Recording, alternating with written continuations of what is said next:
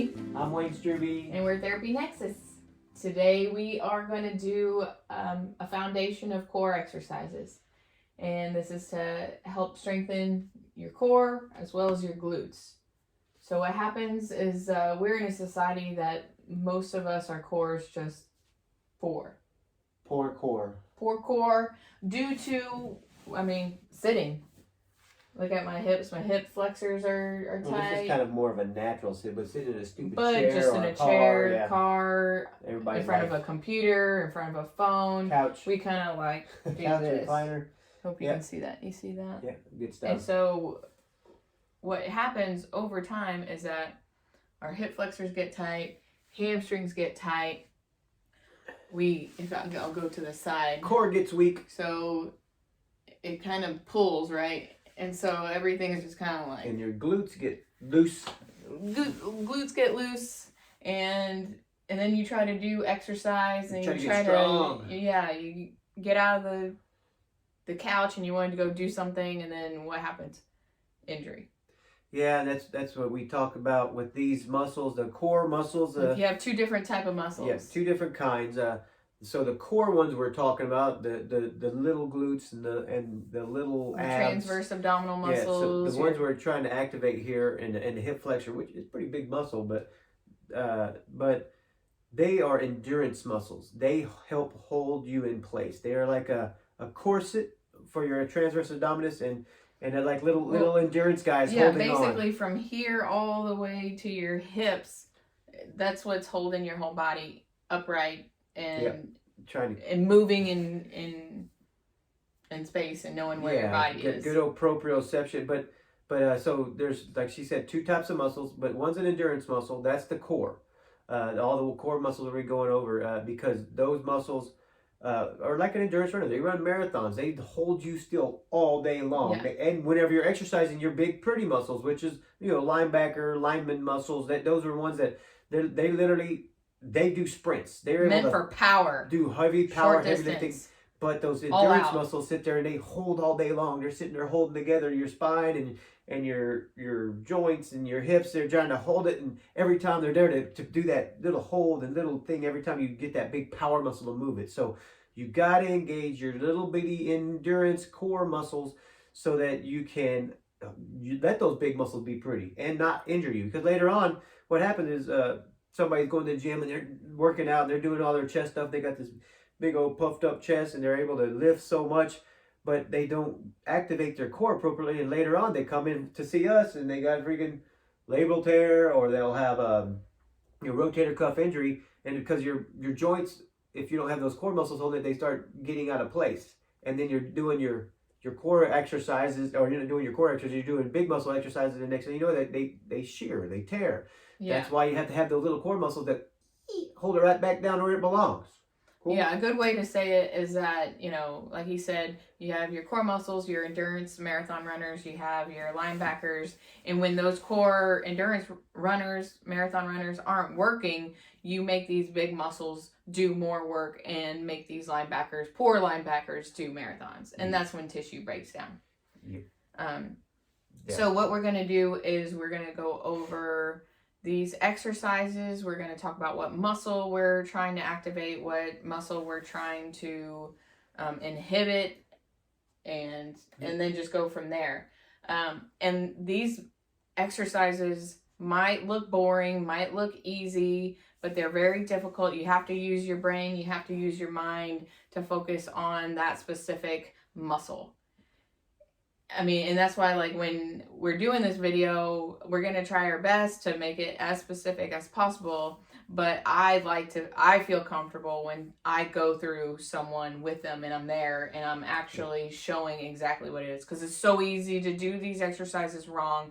And if you feel pain in your back or in different places, more than likely you're doing these exercises wrong. Yeah, and that's why it's good to have a physio, or a physical therapist to help you show these, or a trainer or whatever. But not everybody's built the same. Not everybody's good at what they do.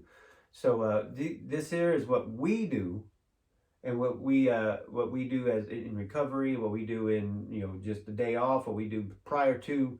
This is what we do. We're not telling you to do it. You need to check with somebody, make sure it's okay.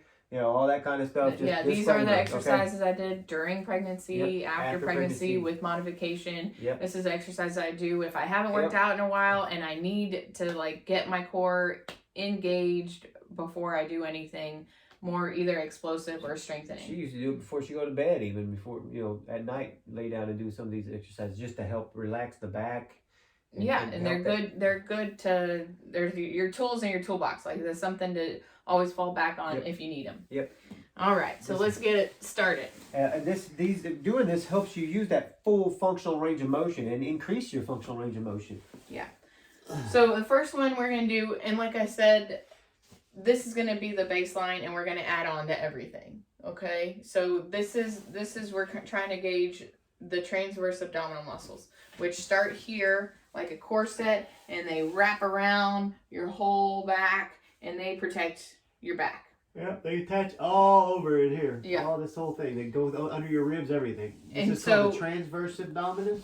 Transverse abdominal muscle. Okay. And the way I like to say it, let's see, try to make sure that they have a good angle. Let's scoop down just a little bit. Okay. Good. Yeah. Okay. So how I explain it, and this might be difficult for people to engage. So I say, you know, draw your belly button down towards your spine, not sucking in. And then a lot of people is like, you know, draw the boys up. That's a good one. For females, it's like, you know, try to maybe pinch off like peeing or hold pee. Kegel muscle. And then also, I mean, another one is just your sphincter muscle, your anal sphincter muscle. You squeeze that. And that helps. And it's all those that. muscles really together. Pelvic floor kind of engaging with your transverse abdominal muscles.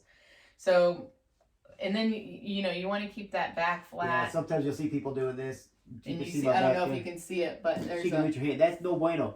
Arch right there. Tilt your spine, your pelvis back. Right. And so this is one that you just want to practice a few times, kind of getting in and out. And then you can put your hands where Wayne has it, like an inch. You find your hips, your hip bones, you go an inch in and down.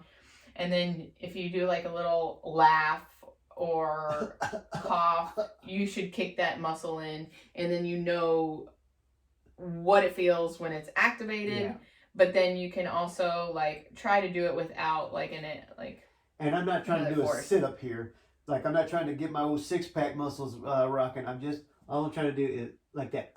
It's just a simple, slight movement. It's not. You'll feel it turn it on underneath your fingers. Okay, and once you get that turned on, that's when you can add more things to it. So the first thing we're gonna do a 3 exercise with this one specifically. But all the exercises we do in this video, that has to be activated before anything happens. Turn it on, baby. Okay, so this one is called the bent knee fallout. Bent knee fallout. So you engage your core, your hands are, and see this, you can tell he's already. It's just automatically tight, babe. And then you're gonna bring one leg out on a 1, 2, 3 count, and then bring it back in a 1, 2, 3 count. And then you alternate and do 1, 2, 3, and then 1, 2, 3. And you want to make sure that you're breathing during this. You want to make sure that your hips aren't going from one side to the other. No, not like, it would be like, so it would be like this. Ah. Right? Well, I'm just so rock solid in that. So those are things that you want to think about. Sometimes I will put a PVC pipe along your hips like this. You'll see, I'll show them flying like an airplane. Yeah, or a broomstick or anything like that. And then you can actually see it tilt and move from side to side. Okay. And then the next one is going to be the marching. So same thing, you're drawing that belly button in just a little bit, not too much. And then you're going to bring one leg up on a 1, 2, 3 count, and then come down 1, 2, 3. And then alternate. And that part of that alternation, that's when you see the most compensations. Because you're going from one muscle group to the other one, trying to control both sides. So it's tough. A lot of people, you probably stop breathing, your shoulders get involved, and really you just want to relax your shoulders. You keep your back in a nice neutral position on the floor with slight chin tuck. There you go. And then that's the marching. Next one is going to be extending the knee out. So on a 1, 2, 3 out, and then bring it in 1, 2, 3, and then alternate. 1, 2, 3 out, 1, 2, 3 in. So you don't have to lift it up first. It's just going straight out. Yep, it's just going straight out. There you go. So those are the 3 that will just incorporate the transverse abdominal muscles. So now we're going to go and we're going to work on the iliopsoas. And the iliopsoas, it's a muscle that goes in the front part of the spine and attaches past the hip. And that one is considered the tenderloin of the cow. Yeah. Or any animal, whatever. Cow's hip flexor. Yeah. And so what happens is that we sit way too much, that muscle gets tight, and what it does is it pulls that spine forward. So I'll show you, it'll go like this, right? Do you see that? If my hips are tight, but if I do that tilt, I don't know if you can see it in which angle, but it puts that less pressure on that hip flexor, and it makes it in a position where you can work on it. Yeah, a lot of times if people have back pain, you get them to kind of do that pelvic tilt, you'll see the back pain kind of like, wow, that's not so bad. Yeah. It loosens it up. Yeah. And then, so what you do is you draw that belly button down, and then you're going to bring one leg out, and then you're going to have to find that sweet spot, because I want you to feel it right here. So I'm going to let go of his leg, and I feel that muscle kicking in. All kinds of sinew in there. And it's tough. And you're working on a little muscle, so you're retraining it. But when you bring that leg out too much, you're going to feel it in your adductors, right in here. Yeah. And then if you bring it in too much, you'll feel it more back here. And that's not the focus. So our focus is right in that sweet spot. Right there. I'm going to let it go, and then I can feel it. And you want to bring that toe towards your shin. How long? 100 seconds? It'd be about 10 seconds, and you can start off with 5. And 5 is you're like, like you can tell he's working hard. He's working hard, even though it's like, oh, this exercise is so easy. It's not. It's not if you do it right. 5 sets of 10 seconds. Yeah, and this is our, you can do, this is what we do. Okay. Yep. All right. So the next muscle group is, we're going to be working on your Gluteus Maximus. So your Gluteus Maximus is one of the 3 glute muscles. You have your Gluteus Minimus, Medius, and then Maximus. Maximus is more of that power muscle. It's more of that explosion, and a lot of people overuse their hamstrings. They don't use their glutes, and then that torque and that twist and force comes through the back. And that's where it can cause a lot of issues. And it's like a whole combination. Wait, my hip flexors are tight, my hamstrings are tight, my glutes aren't working, my back is basically doing this with any sort of exercise or movement that I'm doing. And so we're trying to retrain your body, retrain your brain to make those muscles work in the proper way. Okay, so since you're in this position, you can relax your head. You can have your feet just shoulder width apart slightly. And then you're going to draw that belly button in, work on that transverse abdominal muscles. You're going to squeeze your bottom, and then you're going to lift your bottom up. And this shouldn't cause any back pain. If you are, then you might have lifted too much. And so you just kind of go in that sweet spot, sweet range for yourself. And what I've noticed is when you put more weight through the heels, not like excessive, but just like kind of transferring that weight through the heels, it makes your glutes kick in more than your hamstrings, right? Because if, ooh, right, he You just had a hamstring cramp. Calf cramp. Oh, calf cramp. Yeah. Or maybe in both. That's right. Right. So you don't want to do that extreme. And that's why. Water. And what happens is a lot of people, they overuse their hamstrings. And their hamstrings kick on before their glutes, which it should be the opposite. But that happened right whenever I did a push down on my toes. Yeah. Oh, man. So don't do that. You see the look of pain. Okay, so draw that belly button in, squeeze your bottom, and then as one unit with your spine, you're lifting your bottom up. Breathe. Okay, and then this is a good one that you do 10-second holds 5 times. 10 seconds. Right, and then if this is like, oh, this is so easy, I can do a bridge, then what you want to do is you keep your hands right there on your hips, and then you can raise one leg up, but you can see automatically that hip already rotated. I don't know if we can see that, but so you want to keep, if you are able. Oh, those hammies, baby. Someone, this is clearly a place where I'll someone be needs to hydrated. work on. Yes. So yeah, lifting that leg up, bringing it back, and then lifting it up. But a lot of people do this. I'm sorry. Really? I got hamstring cramp right here. Well, okay. Showing you what not to do. Yeah. So some people have to modify. Right. And that's why you start with a bridge. But a lot of people, when they go to the gym, they're like, oh, I'm going to do marching with my hips up, like bridge marching or knee extension. But automatically, like I already see, he's not ready for that because his hips already move. And those are things that people don't look at when they're doing exercises is compensations that are going on. Yeah. Okay. So that was 1 out of 3. I'm going to have you turn over on your back. This is for which? Hammies? Glutes? Yeah. Oh. So bring your hand over. There we go. Why am I doing this? Okay. So like I said, we are not just focusing on one piece of the body. Everything is incorporated. So I want a neutral spine starting from cervical, from the head all the way down to the glutes, right? So if he is,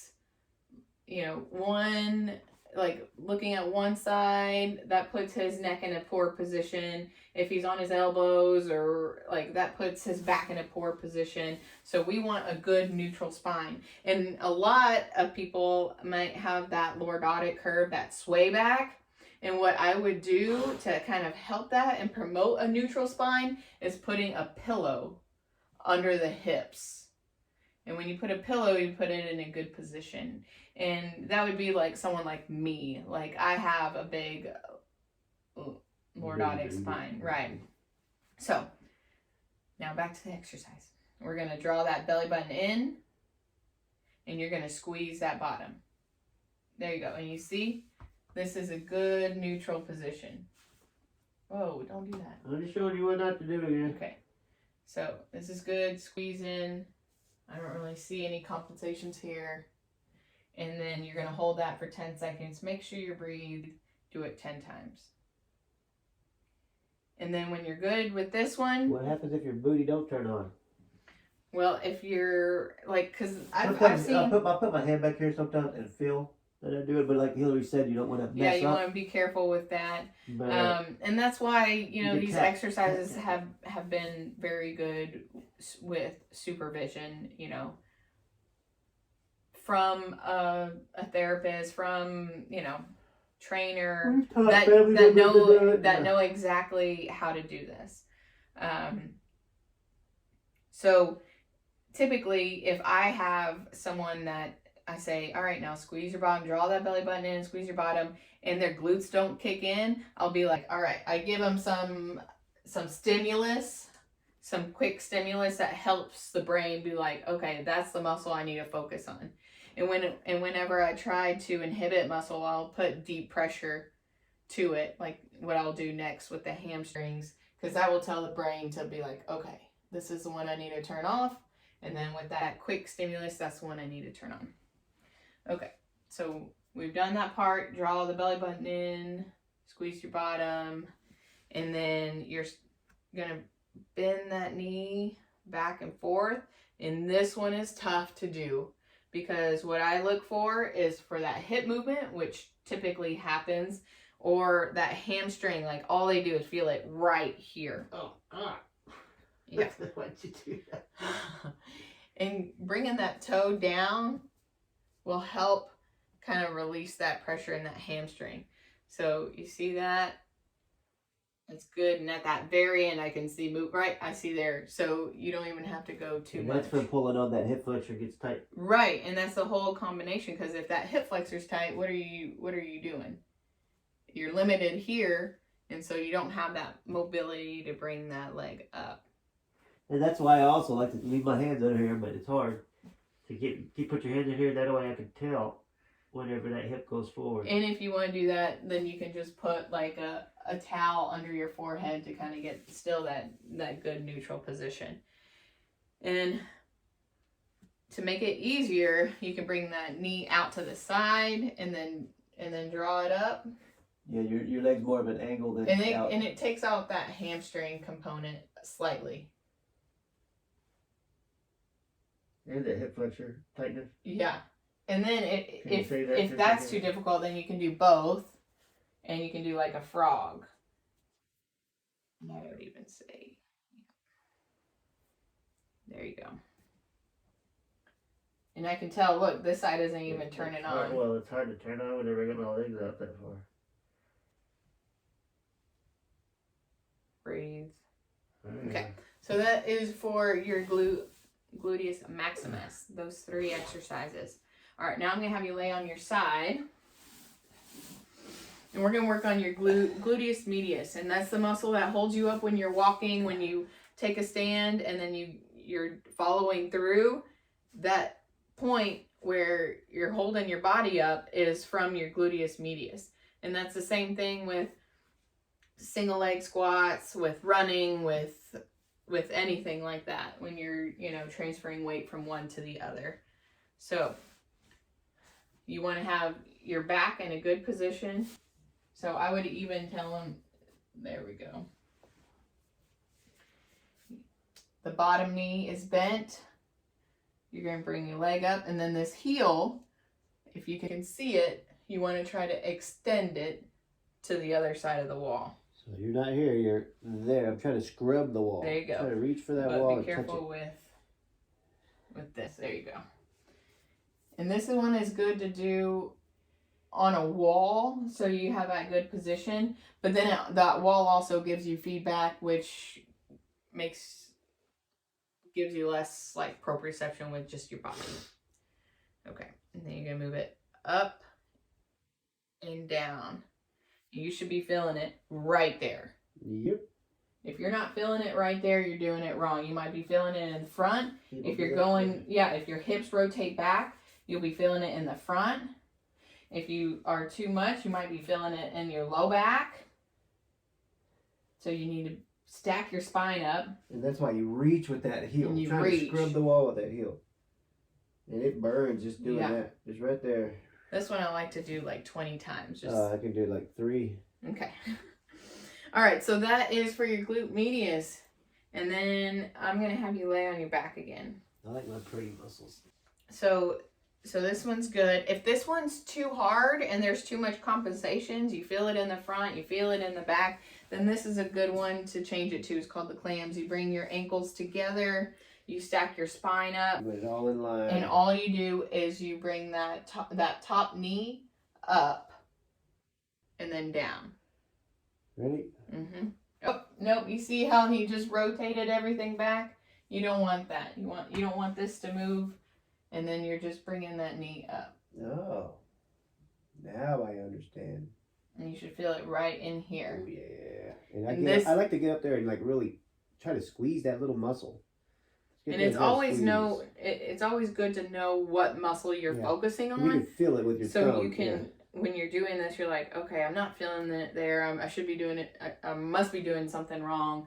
And then it's like, I feel it right there. I know exactly what I'm talking about or what she's talking about. Sometimes it's just a little bit of a position, a little bit of angle. Yeah, and sometimes, like for me, I have to go more in like this. And that's just due to certain tightness that I have. And so that one's a good one to do. If this starts getting easy, you can always add some TheraBand around the knees for resistance. Like that. Throw a kid on there. Yeah, right. Kid's probably gonna cause so many compensations. You already caused too much. All right. And lay on your back. All right. So we were talking about like your pretty muscles, right? Well, you have your rectus abdominis, and that is your six-pack muscle, and that is still part of your core in a bigger aspect. So you need to incorporate these as well to kind of complete the whole circle. So we're going to break it up in upper abdominal rectus and then lower rectus abdominal. So let's start with the lower. So what you're going to do is you're going to bring your legs up, straight up. You're going to draw that belly button, and you see automatically like shoulders, his neck. I don't know. I already know what's going to happen, so I'm like... Okay. So I want to keep that back flat on, flat on the mat. And so what you're looking at is to see when that curve kind of starts happening. So we're going to lower the legs. Never. So right there, I felt it. So that's going to be his level that he works in. And he's going to go start from here and raise it up. Can you just hold them for me? No, I was like, that's heavy. So you can go right there and then come up. And then you're working on your lower rectus, and you shouldn't feel it in your hip flexors, because what happens is when you lose that core and transverse abdominal muscles, please don't just be heavy on me. I didn't bend my knee. No. So when the lower you go and you don't have that control, you lose that transverse abdominal muscles, and then you put those core hip flexors in a really bad position. So and so the higher you are, it's just like, I don't even know why he's here. So this is where you kind of start off with. And then the stronger you get, the lower you can go. Because look at that lever arm, right? It's a longer lever arm. And you can also start right here and just go down. That's what I'm talking about. And this is your shorter lever arm. And then you can kind of work into that straight leg. That's much better. Yeah. Okay. So now we did lower rectus. Now we're going to do upper rectus. So we're going to do a sit-up. But it's not just a sit-up, you know, we're not just like crunching it, and we're not just swinging our legs up and trying to force our way up. You're going to have your arms straight in front of you. You're going to start with your neck with the chin tuck. And you're going to go segment by segment. Start with cervical spine, your neck, your middle back, thoracic spine, and then your lower back. So you're going to go, go, go. And then right up here, you're going to reach up. And then elongate that spine. And then when you go down, you're going to do the opposite. You're going to go low back, thoracic, mid back. And then that's one. That's one. But what I see often is that they do the neck, the chin tuck, they're going in, and they get right here, and they can't get up. Ugh! And then the legs come up, and then they use a little momentum to get up. So what you would need to do is you can get a wedge, pillows, couch cushions. Oh, that's nice. So you start from just like what we did the other one. You're making the angle easier to where you're using the proper musculature. So this chin tuck, come, and then reach back. Some people use a bench. Like that incline bench. Yeah, that's able to be moved. Yeah, so you can do that. You can kind of be creative and see what you have. And then the stronger you get, the lower you can go. Yeah, you just take a pillow away or whatever. Yeah. Because see, like, they can go a little bit further.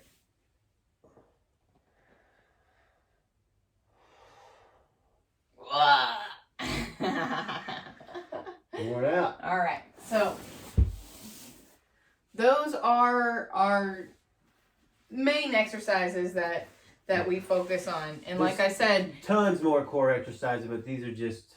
But these are the, like, kind of your foundation, right? Because there's a lot of core exercises, plank, any sort of kind of sit-ups and... Yeah, but what I'm saying is that a lot of people if they can't get this right, they can't get more advanced movement, like the plank. Like there's so many compensations that kind of occur. You start messing up. You start doing all kinds of. We're gonna do another video on trap and scap and stuff like that. Yeah, just like postural muscles and all that.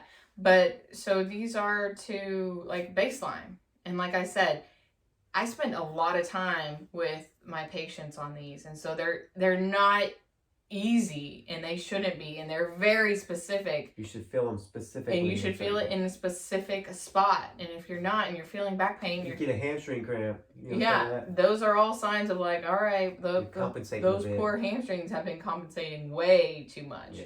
And so, if you have any questions on these videos or on this video, and we're going to break it up with muscle groups, let us know, and you can either video yourself too, because these are tough. Like if you're seeing a therapist, then you have that supervision, and you want to make sure that they're actually putting eyes on you and making sure that you're doing these right, because you can go to therapists and you're doing these exercises, but your hips are moving, you're compensating, everything's going wrong. Yeah, I've seen it tons of times at places I work just as a tech. You see a patient over there just swinging a leg or something like that. And they're just going through the motions. They're just doing their exercises. And these are very sometimes specific. The therapists are so busy typing and so busy with seeing more patients, so they can actually make ends meet. Insurance is getting worse and worse, so they may not be able to pay attention to you like they need to. So just ask them to make sure you're doing it specifically right, because there's so many times they miss it. I missed it whenever I was working as a therapist. You're just getting waylaid by patients. I'm usually pretty good at these. But it's hard whenever you got so many patients in the clinic. So just be careful with how you're doing them. Try to make sure you feel that specificity of it right in that burning point, right where you want to feel it. Yeah. And be safe. And like I said, this is what we do for what we've done for ourselves and for our patients, and it's something you can bring up to your therapist. Ask them, what do you think about this exercise or something like that, if you aren't doing them and you think it could help you. Yeah. Cool. That's good. Yeah. So please send us any questions or videos. Yeah. If you have questions about these exercises, please ask about them. Even if you disagree, or you want us to add something, like we're open to any suggestions. Yeah, absolutely. Some people say, well, your spine needs to move when you're working out. Well, obviously it does, but we're just trying to teach those muscles how to turn on. Yeah, and then that's when more advanced training happens, is when you are focused on your core and your glutes and your postural muscles, which we'll do another video.